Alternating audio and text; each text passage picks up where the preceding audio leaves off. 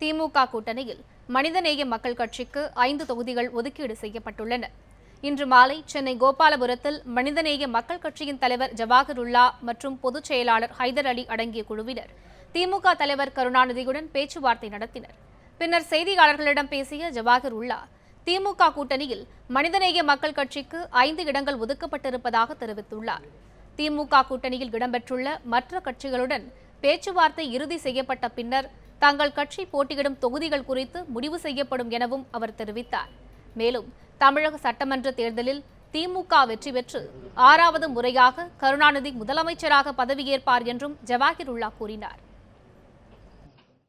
திராவிட முன்னேற்ற கழகத்தினுடைய தலைவர் பெரும் மரியாதைக்குரிய டாக்டர் கலைஞர் அவர்கள், அதேபோன்று மனிதநேய மக்கள் கட்சியின் சார்பாக நானும் கையொப்பமிட்டுள்ள இந்த உடன்பாட்டின்படி வருகின்ற சட்டமன்ற தேர்தலிலே திராவிட முன்னேற்ற கழகத்தினுடைய கூட்டணியிலே மனிதநேய மக்கள் கட்சி 5 தொகுதிகளிலே போட்டியிடும்.